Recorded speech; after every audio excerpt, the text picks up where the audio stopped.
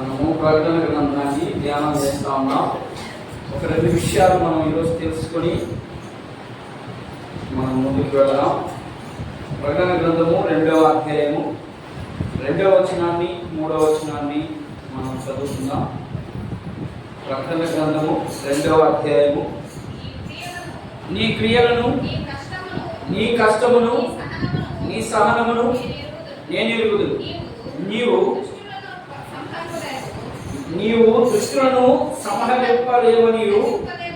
సహింపలేమనియు అపోస్తలులు కాకయే తాము అపోస్తలులను చెప్పుకుని వారిని పరీక్షించి వారు అబద్ధికులని నీవు కనుగొంటివనియు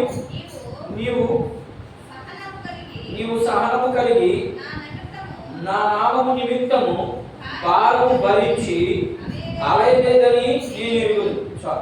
చిన్న రెండు మాటలు మాత్రమే మనం చూసుకొని మనం ముగించుకునేదానికి సిద్ధపడదాం. ఎందుకంటే విజ్ఞాపన ఉంటుందా మనం ముగించేదానికి సిద్ధపడదాం. ఇక్కడ యోహాను భక్తుడు ప్రకటన గ్రంథాన్ని రాస్తూ ఇదంతా సంఘాలతో మాట్లాడుతున్నటువంటి మాటలు. ఏ సంఘం గురించి మాట్లాడుతూ ఉన్నాడు ఈ విషయంలో? ఎఫెసీ సంఘం గురించి మాట్లాడుతూ చాలా విషయాలు చెప్తా ఉన్నాడు. ఎఫెసీ సంఘం గురించి, ఇదిగో నీవు అన్ని విషయాల్లో మంచిదమే కానీ నీ మీద ఒక తప్పు ఒకటి మోపవలసి వస్తుంది. ఆ తప్పు ఏంటి అనేది ఇంకా రాలేదు, కానీ మనం అన్ని విషయాలు చూసుకుంటూ ఒక్కొక్క దాన్ని మనం పరీక్ష చేసుకుంటూ చూస్తూ వస్తూ ఉన్నాం. కానీ ఈరోజు 2వ వచనంలో ఏం కనబడుతూ ఉన్నాయా ఇక్కడ అంటే, నీ క్రియలను, నీ కష్టమును, నీ సహమును నీ ఎరుగుదును. ఇక్కడ దాకా చూసుకున్నాం. మనం నీ క్రియలు చూసాం, కష్టాన్ని చూసాం, సహనాన్ని కూడా మనం తెలుసుకున్నాం. అయితే ఇప్పుడు అపోస్తలులు కాకయే తాము అపోస్తలులని చెప్పుకుని వారిని పరీక్షించి వారు అబద్ధికులని కనుగొంటివి.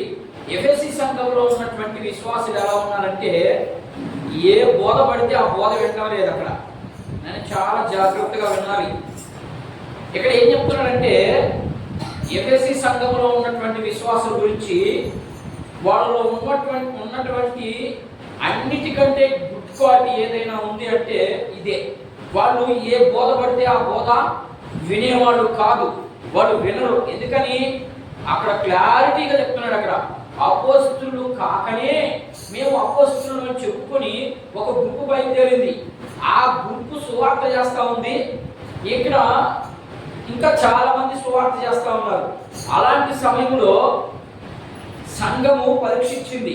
ఏం పరీక్షించింది అంటే, యేసు ప్రభు చెప్పిన బోధ ఇదేనా, లేకపోతే అపోస్తలులు చెప్పిన బోధ ఇదేనా, లేకపోతే ఇది కొత్తగా ఏమన్నా ఉందా అని పరీక్షించారు. ఈరోజు అలాంటి స్థితిలో సంఘాలు లేవు. సంఘము ఏది పెట్టినా తినేసి గంపు ఉంటుంది అంతే. అది ఏదైనా కానీ సంఘము అది మంచిదా, మన ఆత్మకి అది పనికొస్తుందా, లేకపోతే ఆత్మ బలహీనపడుతుందా, తిన్న ఆహారం అరగకుండా లేదా అనేది ఏ సంఘం కూడా 100% సంఘాలు పరిశీలన చేయడం లేదు. అది ఏదైనప్పటికీ కూడా ఆత్రంగా తినేసి అది అరగతుందో అరగట్లేదో నాకైతే తెలియదు, కానీ నాకు తెలిసి అరగదు. ఎందుకని ఉట్టి మాంసం పెడితే ఏం తింటారు? ఉట్టి మాంసం ఉడకకుండా ఉట్టి మాంసం పెట్టేస్తే తినేస్తారా? అలాగే తినేస్తుంది ఈరోజు సంఘం. ఇక్కడ చూడండి, క్లారిటీగా చెప్తా ఉన్నాడు యోహాను. ఏమని చెప్తున్నాడంటే, ఆ సంఘములో ఉన్నటువంటి విశ్వాసులు ఎలా ఉన్నారంట, అపోస్తలులు కాదు, వాళ్ళు చెప్పిన బోధ వేరే, ఇప్పుడు వీళ్ళు చెప్పే బోధ వేరే అని ఏది పడితే ఎవరిని పడితే వాడిని సేవకుడుగా అంగీకరించడం లేదు. ఏ బోధ పడితే ఆ బోధ వినడం లేదు. మరి ఈరోజు సంఘాలు ఏది పడితే వినేస్తా ఉన్నాయి. ఎంత ఉద్యోగం చూడండి. అపోస్తలులు కాకయే అపోస్తలులని అప్పుడు ఒక రకమైన కొత్త బోధ ఉంది, ఈరోజు ఒక రకమైన కొత్త బోధ ఉంది. అప్పుడు కొత్త బోధ ఏంటంటే, యేసు ప్రభు ఏం చెప్పాడు, అపోస్తలులంతా ఏం చెప్పారు, మీరు యేసుక్రీస్తుని యందు విశ్వాసం ఉంచితే చాలు మీకు రక్షణ వస్తుంది, పాప క్షమాపణ వస్తుంది. ఆ పాప క్షమాపణ వచ్చిన తర్వాత బాప్టిజం తీసుకున్న తర్వాత మీకు పరలోక రాజ్యము వర్తించబడ్డదని అపోస్తలులు చెప్పిన బోధ, యేసు ప్రభు చెప్పిన బోధ కూడా ఇదే. కానీ ఇప్పుడు ఒక గుంపు బయలుదేరింది. ఏమని? మేము అపోస్తలులు అని చెప్పుకుంటా ఒక గుంపు బయలుదేరింది. ఆ గుంపు గురించి మాట్లాడుతూ ఉన్నాడు. ఏం మాట్లాడుతున్నాడంటే, వాళ్ళు ఏం చెప్తారయ్యా అంటే, ఆ గుంపు ఏ బోధ చేస్తుందయ్యా అంటే, మీరు విశ్వాసం ఉంచండి మంచిదే,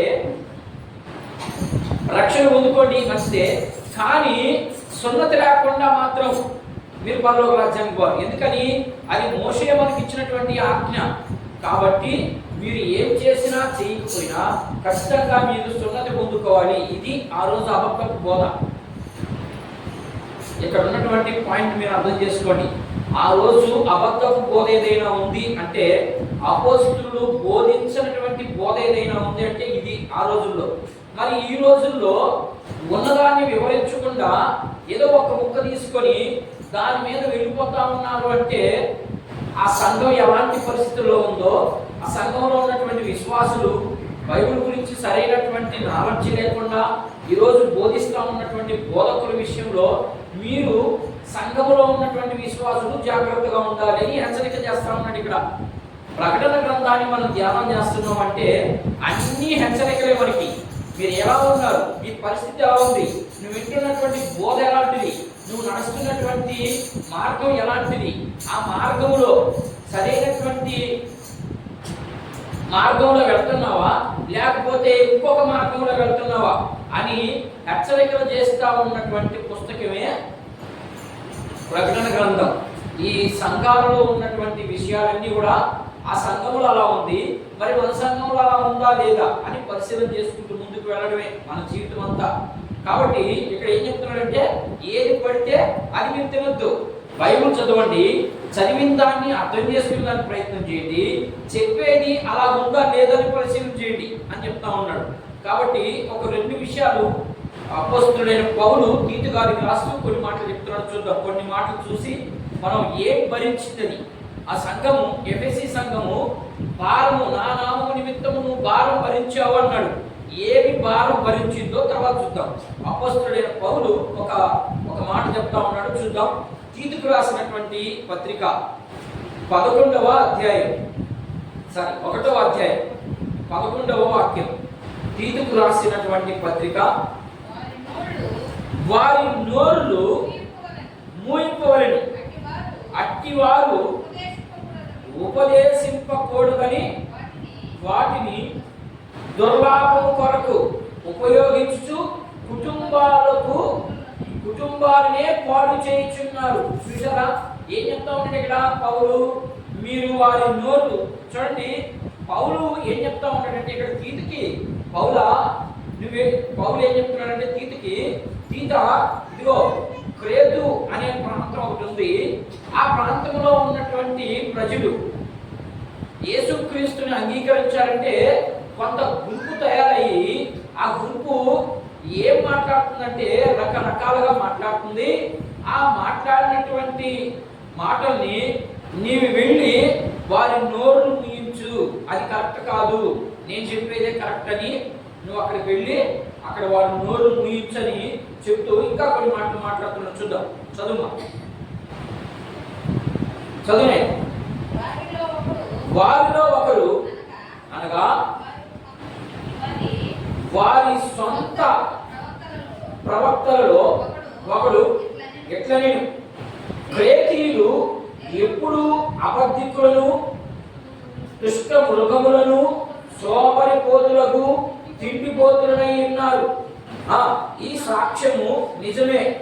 ఈ హేతువు చేత వారు యూదుల కల్పనా కథలను, ఇప్పుడు వాడు చెప్తున్నారు కదా కల్పనా కథలు, సత్యము నుండి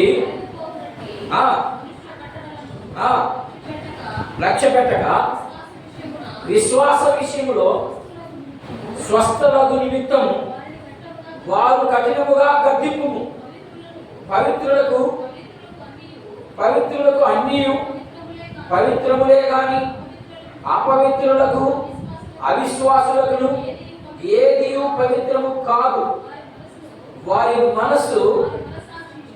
మనస్సాక్షియు అపవిత్రపరచబడి ఉన్నది. దేవుని ఎరుగుదుమని వారు చెప్పుకుందురు గాని అసహ్యులను, అవిధేయులను, ప్రతి సత్కార్యమును విషయములో భ్రష్టులైంది తమ క్రియల వలన ఆయనను ఎరుగుమన్నట్టున్నారు. ఏం చెప్తున్నాడంటే,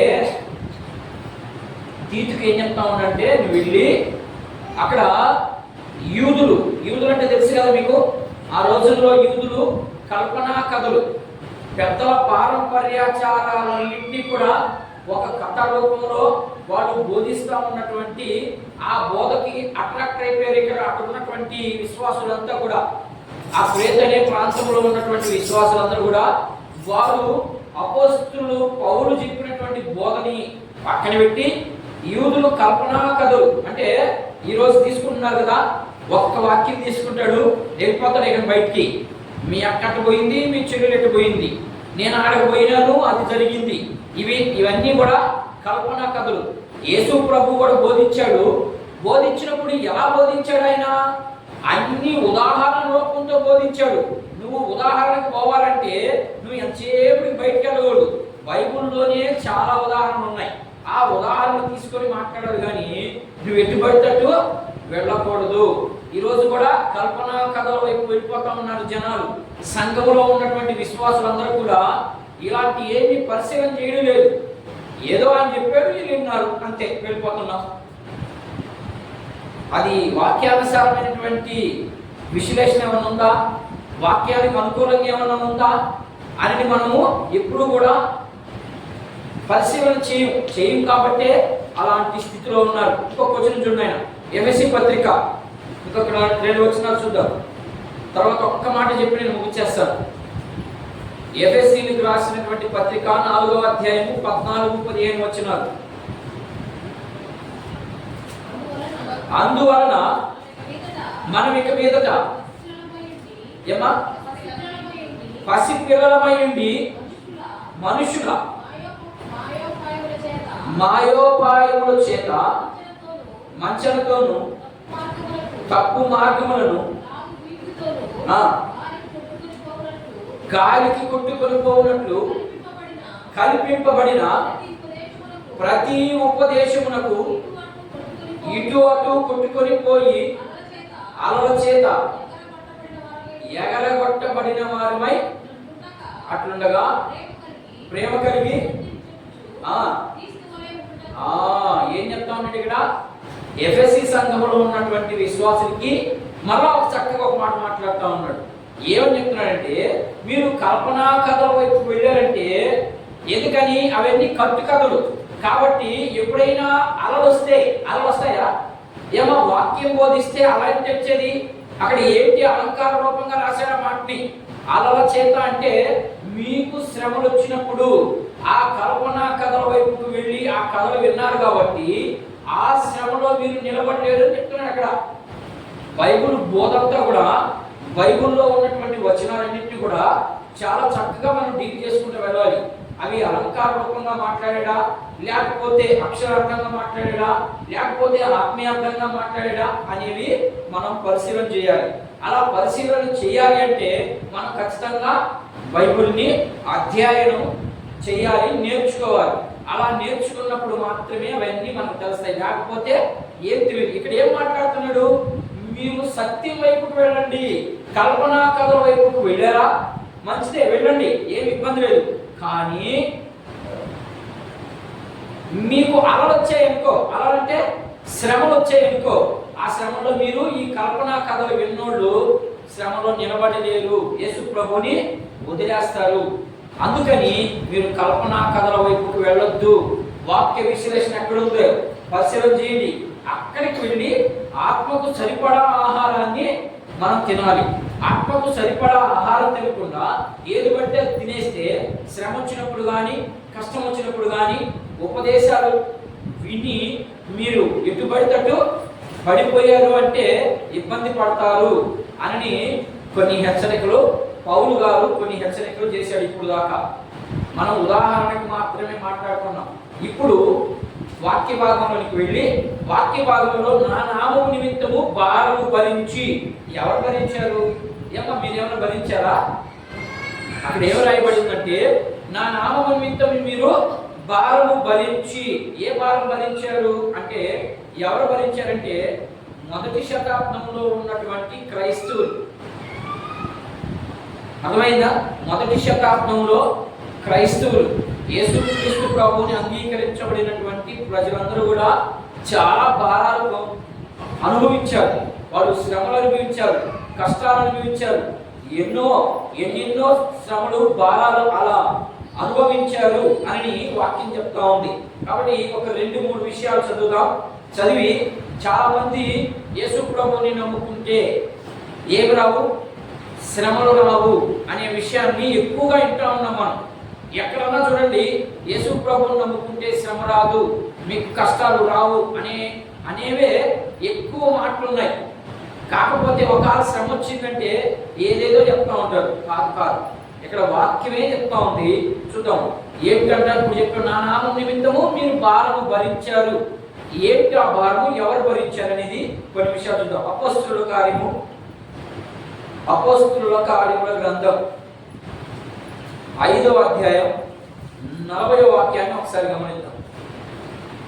అక్కడ ఉన్నటువంటి అమ్మా, ఆ నామం ఏ నామము? యేసు ప్రభు కోసం. అది నామం అంటే ఆ నామం కొరకు అవమానం పొందుటకు ఏంటంట, సంతోషంతో అక్కడ ఆ నామం నిమిత్తము అవమానపరుస్తా ఉంటే, ఇక్కడ పౌలు ఏం మాట్లాడుతున్నాడు? నేను సంతోషపడుతున్నాను అంటున్నాడు. అక్కడేమో అవమానం, ఈయనేమో చూడండి ఎంత విరుద్ధంగా ఉందో.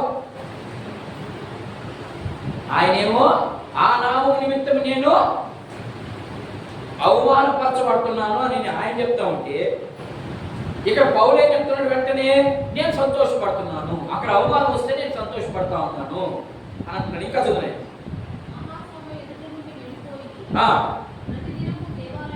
ప్రతి దినము దేవాలయంలో ఇంటింటను మానక బోధించుచు యేసే క్రీస్తుని ప్రకటించుచుండ్రి. ఏం జరిగిందంటే కొంత వివరణిస్తాను. అక్కడ మహాసభ ఎదుట నుండి అని అన్నావు కదా, మహాసభ ఎదుట నుండి ఆయన వెళ్ళిపోయాడు అన్నాడు.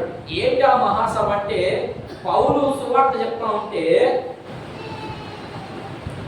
ఇందాక ఒక గుంపు బయలుదేరారు కదా, యేసు ప్రభువుని నమ్ముకోండి మంచిదే, కానీ సున్నతి చేయించుకోవాలి. ఈ గుంపు ఆల్రెడీ యూదా ప్రాంతంలో యూదులే ఉన్నారు కొంతమంది, వాళ్ళు అబద్ధపు ప్రవక్తలు. వాళ్ళు బోధిస్తున్నప్పుడు ఈయన ఖండించాడు గట్టిగా, యేసుక్రీస్తు ప్రభు అలా చెప్పలేదు, మరి మీరు ఎందుకు అలా చెప్తున్నారు అని ఖండించినప్పుడు అప్పుడు జరిగినటువంటి సంఘటన. అప్పుడు యూదులు ఏం చేశారంటే అంతా గుమ్ముగుడి, ఈడేంది కొత్త బోధ చేస్తున్నాడు, నేను చెప్పేది అర్థమవుతుందా, కొత్త బోధ చేస్తున్నాడు ఈ పౌలు గారు, కాబట్టి ఏం చేయాలా, అపోస్తలుల గారు తీసుకెళ్ళిపోవాలి. మహాసభ ఒకటి యెరూషలేముకి తీసుకెళ్ళిపోయి అపోస్తలుల దగ్గరికి వెళితే వీడు చెప్పేది ఉట్టిదా నిజమా అనేది వాళ్ళు తెచ్చేస్తారు అని కొంతమంది పెద్దలు, యూదా మత పెద్దలు ఏం చేశారంటే ఆయన్ని తీసుకెళ్ళడం జరిగింది. అది అక్కడ జరిగిన సంఘటన. ఆ మహాసభ ఎదుట నుండి వచ్చి ఎంటెంట ఏం చేస్తున్నాడు, ఆయన సువార్త ప్రకటిస్తా పెడుతున్నాడంటే అక్కడ ఏం జరిగింది అంటే, వీళ్ళు యేసు ప్రభువుని బోధిస్తా ఉన్నప్పుడు ఈయన ఉట్టియే బోధిస్తున్నాడు, సరైనది బోధించలేదు. కాబట్టి ఇప్పుడు మనం ఈ వివాదం తేలాలి అంటే మేము ముందా వీడు ముందా? మేము ఆల్రెడీ మోషే ఆజ్ఞలను పాటించేవాడు మేము చెప్తామంటే వీడు మాకు వ్యతిరేకంగా వచ్చి వీడు మాకు వ్యతిరేకంగా సువార్త ప్రకటిస్తున్నాడు. కాబట్టి మనం అపోస్తలుల దగ్గరికి వెళ్దాము, వాళ్ళు తెచ్చేస్తారు, వీడు చెప్పేది నిజమా నేను చెప్పేది నిజమా. ఈ రోజుల్లో కూడా యథార్థం కూర్చుంటే ఎవరు చెప్పేది నిజమో ఎవరు చెప్పేది ఉంటుందో తెలిపోద్ది. బైబుల్కి అనుకూలం ఏ దానికి ఎక్కువ ఆధారాలు ఉన్నాయి బైబుల్లో, ఏ దానికి ఎక్కువ ఆధారాలు ఉన్నాయి చరిత్రలో, దాన్ని తీసుకోవాలి మనం. చరిత్రలో ఆధారాలు లేకుండా, బైబుల్లో ఆధారాలు లేకుండా నువ్వు ఏది పడితే చెప్తే దాన్ని మనము ఆహారంగా తీసుకోకూడదు. దాన్ని హెచ్చరిక చేస్తా ఉన్నాడు. ఇక్కడ ఏం చేస్తున్నాడంటే, అప్పుడు వెళ్ళారు వీళ్ళంతా ఎక్కడికి, యెరూషలేముకి వెళ్ళారు. యెరూషలేముకి వెళ్ళేసరికి పేతురు గారు ఉన్నారు. అప్పుడు అందుకంటే గొప్పవాడు పేతురు దగ్గరికి వెళ్ళి పేతురుని అడిగారు, సభ పెట్టారు అక్కడ. దాన్నే సన్నహెడ్రన్ సభ అంటారు, గుర్తుపెట్టుకోండి. దాన్ని ఏమంటారు, సన్నహెడ్రన్ సభ. ఆ సభలో పెళ్ళైన వాళ్ళే పోవాలి. మన దానికి ఒక స్పెషల్ ఉంది. పెళ్లి కాని వాళ్ళు ఎప్పుడు ఆ సభలో కూర్చుని దానికి లేదు. ఆ సభలోకి తీసుకెళ్ళారు. ఆ సభలోకి తీసుకెళ్ళి ఆ సభలో పౌలు చెప్పేదాన్ని చెప్పారు, వాళ్ళు బోధించేదాన్ని చెప్పారు. అప్పుడు పేతురు ఏం చేశాడంటే, లేదు పౌలు చెప్పిందే కరెక్ట్, పౌలు చెప్పిందే కరెక్ట్ కాబట్టి పౌలుదే ఒరిజినల్ బోధ అని చెప్పడం జరిగింది. మరి ఈరోజు అలా మనం వాక్యాన్ని వినేటప్పుడు మనం ఏమన్నా క్రమమైన పరిశీలన చేసే స్థితిలో ఉన్నావా? లేదు. కాబట్టి ఏది పడితే అది తినకూడదు. యేసుక్రీస్తు ప్రభు కోసం ఎన్ని శ్రమలు వచ్చినా, ఎన్ని కష్టాలు వచ్చినా కూడా వదలలేదు యేసు ప్రభుని. ఎవరున్నా? పౌలు. మరి మీరు శ్రమ వస్తే ఆగిపోతారే? ఒకరో కష్టం వస్తే ఇక చర్చి లేదు. మనకొద్దు చర్చి, మనకొద్దు యేసు ప్రభు. ఎక్కడికెక్కడికో వెళ్ళిపోతాం మనం. చూడైనా 14వ అధ్యాయం అదే పుస్తకం. ఇక 2 వచనాలు చెప్పి ఒక ఉదాహరణ చెప్పి నేను ముగిస్తాను. 14వ అధ్యాయం అపోస్తలుల కార్యముల గ్రంథము 14వ అధ్యాయము 19వ వచనాన్ని ఒకసారి గమనిద్దాం. 19 నుంచి 22 దాకా చదువునైనా. అంతియోకయ నికో నుండి యూదులు వచ్చి జన సమూహములను తన పక్షముగా, ఇప్పుడంతా అదే జరుగుతూ ఉంది. దానిదే వాదన. ఆ వాదన గురించి మనం ఇప్పుడు దాకా విన్నాం. యూదులు ఎక్కడి నుంచి వచ్చారంటమ్మా? ఎన్నో వచ్చినది? 19వ 14వ అధ్యాయం. సారీ ఒక్క నిమిషం వాదన. 14వ అధ్యాయం నేను కూడా ఒకసారి దాన్ని చూస్తాం. 14వ అధ్యాయము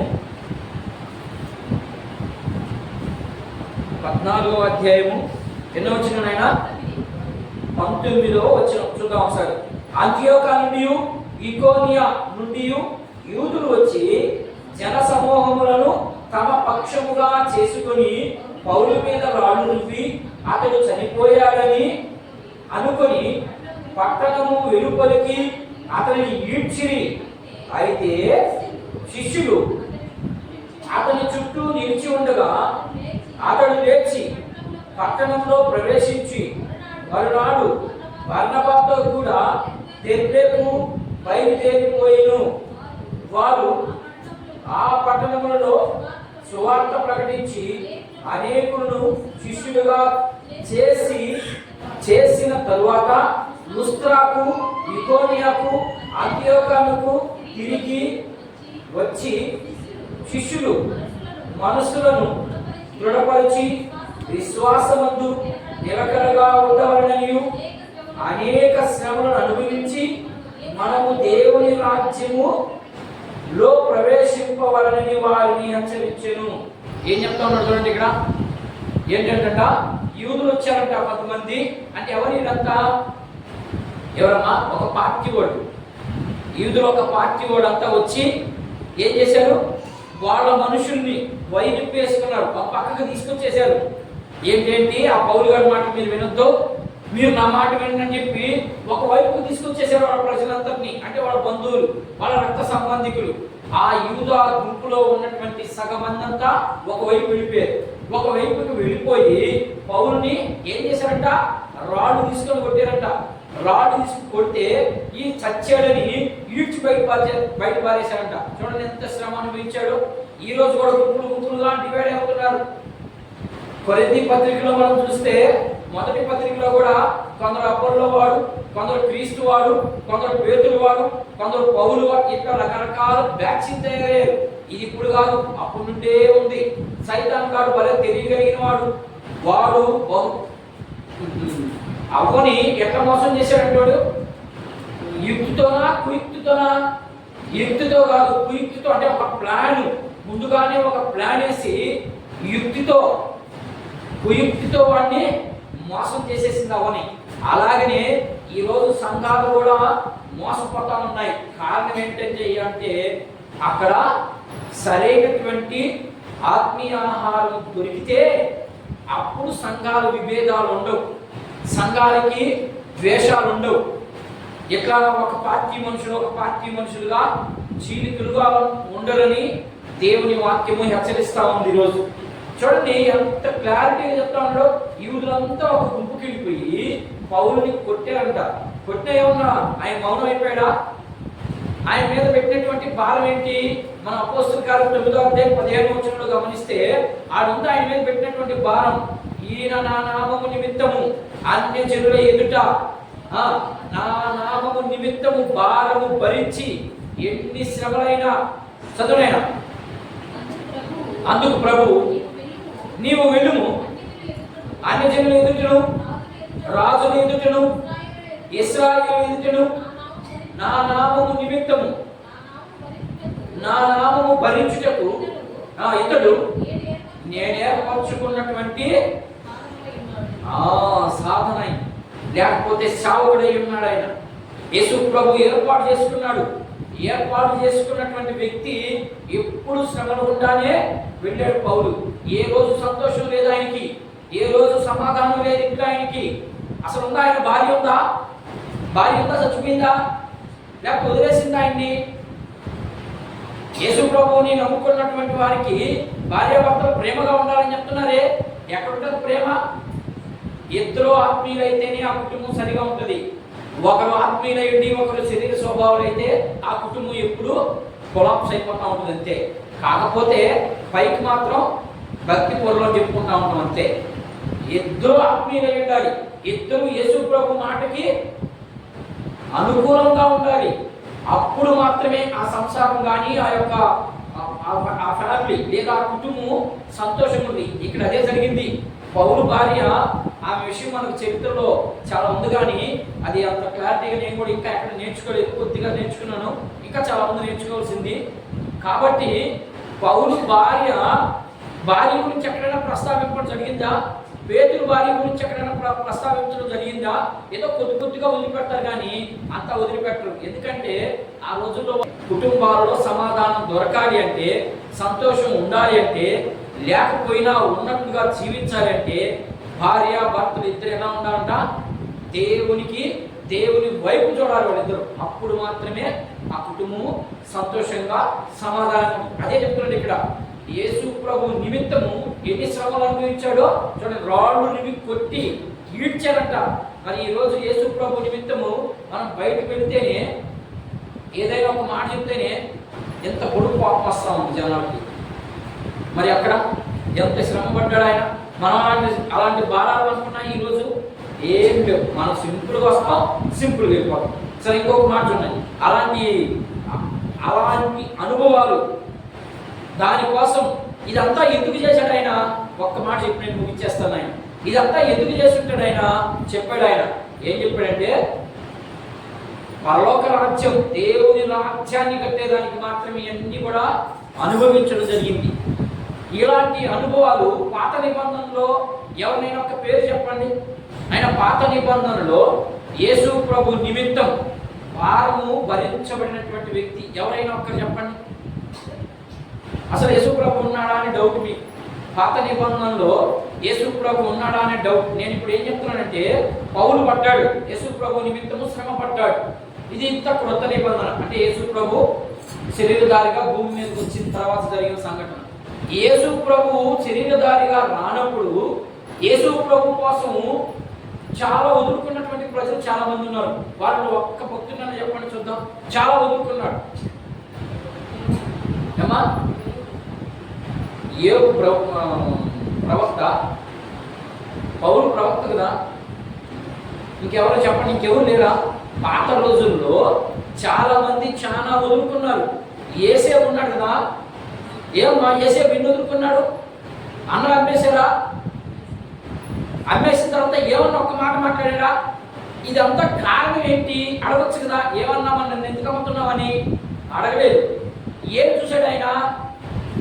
దూరం నుండి. అందుకని ఎబ్రీ పత్రిక 13వ అధ్యాయం మనం గమనిస్తే అక్కడ ఉంటుంది, దూరం నుండి చూసి. ఏం చూశారంటే యేసుక్రీస్తుని చూశారు వాళ్ళంతా. రాబోయే రోజులు ఇదిగో ఈ రీతిగా ఉంటాడు అని దూరం నుంచి చూసి అనే మాటను ఎందుకు చెప్తాడంటే, యేసేపు చాలా వదులుకున్నాడు. ఐగుప్తిలో ఉన్నటువంటి పోతీఫర్ భార్య చూడండి, ఆ విషయంలో కూడా దేవుని కోసం ఆయన అన్ని వదులుకున్నాడు. ఒక ఉదాహరణ చెప్పి నేను ముగిస్తాను. మోషే భక్తుడు యేసు ప్రభు ఒక మాట చెప్తున్నాడు చూడండి. యోహాను సువార్త 16:33 ఒకసారి. యోహాను సువార్త యేసు ప్రభు చెప్పే ఒక్క మాట చూసి తర్వాత ఒక ఉదాహరణ చెప్పి నేను ముగిస్తాను. చూడండి 16:33 వాక్యం. యోహాను సువార్త. అమ్మా, నా యందు మీకు సమాధానం కలిగినట్లు ఈ మాటలని మీతో చెబుతున్నాను. లోకములో మీకు ఏం కలుగుతుందంట? శ్రమ కలుగుతుందంట. మరి సంతోషం అని అంటున్నారే ఏమ్మా? లోకంలో మీకేం వస్తుందంట? సంతోషము, మిత్రులు, మేళలు, కార్లు, బంగ్లాలు. ఏమన్నా రాశాడా? ఏమి రాయలేదు అక్కడ. ఏం చెప్తున్నాడంటే అక్కడ మళ్ళా మీరు నా యందు నిలిచినట్టు వాళ్ళకి మాత్రమే ఈ శ్రమలు. అట్టని నువ్వు నిద్రలేసి వదులుకొని పని చేసుకొని నేను యేసు ప్రభు కోసం శ్రమ పడుతున్నానని చెప్తే కుదరదు. అక్కడ మళ్ళా నా నామము నిమిత్తం, నా నిమిత్తం అని చెప్తున్నాడు అక్కడ. చదువుమా. అయినను ధైర్యం తెచ్చుకోండి, నేను లోకాన్ని ఆల్రెడీ జయించేసి ఉన్నాను. మీరు న్యాయంగా ఉన్నారు, మీరు కూడా జయిస్తారు. నేను మీకు తోడే ఉన్నాను. అది దాని అర్థం అక్కడ. సరే, అలాంటి వ్యక్తి ఈ లోకంలో శ్రమను అనుభవించేదానికి ఉన్నతమైనటువంటి స్థానాన్ని విడిచిపెట్టినటువంటి వ్యక్తి ఎవరైనా ఇంకొక చెప్పండి. నేను ఇప్పుడు ఒక ఆయన చెప్పాను, ఇంకొక వ్యక్తి చెప్పండి, మనం ముగించేద్దాం. ఎవరైనా ఉన్నారు పాత నిబంధనలో? యేసేపు చెప్పాను. యేసేపు వదులుకున్నాడు, ఆస్తిని వదులుకున్నాడు, తర్వాత వాళ్ళ నాన్న ప్రేమ వదులుకున్నాడు. పసిపాయులోనే ఎన్నో సంవత్సరాలు ఆయన్ని వేసేసారు, గొంట్లో అమ్మేశారు. అమ్మేయాలనుకున్నారు, అమ్మేశారు. ఆ తర్వాత గుంట్లో వేసి చాలా ఉన్నాయి కదా ఆయన గురించి, గుంట్లో బారేశారు. అర్థమైందా? చాలా చాలా విచిత్రమైన పనులు చేశారు ఆయన విషయంలో. అలాంటి అన్ని విషయాల్లో ఇంకొక విషయం చెప్పండి ఎవరైనా. ఒక్క విషయం చెప్పండి, ఎవరైనా గుర్తొస్తున్నారా? యేసు ప్రభు నిమిత్తం శ్రమ పడినటువంటి వ్యక్తి, లేకపోతే అన్నింటినీ వదులుకున్నటువంటి వ్యక్తి, ఒక్క వ్యక్తి గుర్తురాదా? లేఖనాలతో ఉండాలి. మనం ఉదాహరణకు మీరు చెప్పిన ఏది తీసుకున్నా బైబిల్లోనే ఉండాలి. బయటికి వెళ్ళకూడదు. మనం రాలేదా? మోషే ఉన్నాడు కదా, మోషే కూడా బాగుంటున్నాడు కదా. ఆయన ఎక్కడ పెరిగాడు? అమ్మా? మోషే ఎక్కడ పెరిగాడు? ఐగుప్తులోనే పెరిగాడు. ఐగుప్తులో ఎవరికాడ పెరిగాడు? రాణి కుమారుడుగా బతికాడు ఆయన. రాణి కుమారుడుగా బతికి అక్కడున్నటువంటి ఐశ్వర్యాలంతటినీ అనుభవించకుండా యేసు ప్రభు ప్రజల నిమిత్తం బయటకు వచ్చేసాడు ఆయన. చూద్దాం హెబ్రీయులకు రాసిన పత్రిక ఒక 2 వచనాలు చదివేసి మనం ముగించేద్దాం. హెబ్రీయులకు రాసినటువంటి పత్రిక ఇది ఉదాహరణ మాత్రం చెప్తున్నాను. ఏంటి వదులుకున్నాం? నా నామం నిమిత్తము మీరు భారం భరించారు. భరించేది ఎవరెవరు? ఎఫెసీ సంఘం భరించింది. అదే రీతిగా పౌలు భరించాడు. అదే రీతిగా మోషే భరించాడు. అదే రీతిగా నువ్వు నేను భరించగలుగుతున్నావా అనే విషయాన్ని నేర్చుకునేదానికి నేను మాత్రం చెప్తున్నాను. ఇక్కడ చూద్దాం 11:24-26 వచనాలు. హెబ్రీయులకు రాసిన పత్రిక 11వ అధ్యాయం. మోషే పెద్దవాడైనప్పుడు విశ్వాసమును బట్టి ఐగుప్తు ధనము కంటే క్రీస్తు విషయమైన ఎంత గొప్ప భాగ్యమని మోషే పెద్దవాడైనప్పుడు విశ్వాసమును బట్టి ఐగుప్తు ధనము కంటే క్రీస్తు విషయమైన ఇంత గొప్ప భాగ్యమని ఎంచుకొని అల్పకాల పాప భోగమును అనుభవించుట కంటే దేవుని ప్రజలతో శ్రమ అనుభవించుట మేలని యోచించి ఫరో కుమార్తె యొక్క కుమారులను అనిపించుకొనుటకు ఒప్పుకొనలేదు. ఏలైనగా అతడు ప్రతిఫలముగా కలుగబోవు బహుమానమునందు దృష్టి దృష్టించడా? చూడండి ఎన్ని మాటలు చెప్తున్నాడు ఆయన. మోషే ఐగుప్తు ధనము కంటే క్రీస్తు నింద నాకు చాలా ప్రాముఖ్యం. క్రీస్తు నిమిత్తము నేను ఎన్ని హింసలైనా పడేదానికి సిద్ధంగా ఉన్నాను అని చెప్తున్నాడు. ఈరోజు మనం పడేదనుకున్నావా? అసలు ఆయన తెలిస్తే కదా మనం ఆయన కోసం పడతాం. యేసు క్రీస్తు ప్రభువు ఆయన విలువ తెలిస్తే కదా మనం ఆయన విషయంలో నిద్రపడతాం. ఆయన విలువ తెలియదు, ఆయన యొక్క ఉద్దేశాలు తెలియదు మనకి, ఆయన యొక్క శ్రమ తెలియదు మనకి, ఏం తెలవదు. కాబట్టి మనం ఏమి పడం. ఉదాహరణకి ఒక్క మాట చూద్దాం, చూడండి, ఒక్కొక్క మాట చూద్దాం. మొదటి పత్రిక, పేతురు రాసినటువంటి మొదటి పత్రిక, ఆ పక్కనే ఉంటుంది చూడండి ఆయన, 4వ అధ్యాయం. ఒకే ఒక మాట చదివి ముగించేద్దాం. పేతురు రాసిన మొదటి పత్రిక 4వ అధ్యాయం 14వ వచనాన్ని ఒకసారి గమనిద్దాం. క్రీస్తు నామము నిమిత్తము మీరు నిందల పాలైన ఎడల మహిమా స్వరూపి అయిన ఆత్మ అనగా దేవుని ఆత్మ మీ మీద నిలుచుచున్నాడు కనుక మీరు ధన్యులు. మీలో ఎవడును నరహంతకుడు గాని, దొంగగా గాని, దుర్మార్గుడుగా గాని, పరుల జోలికి పోగువాడుగా గాని బాగా అనుభవింపతగదు.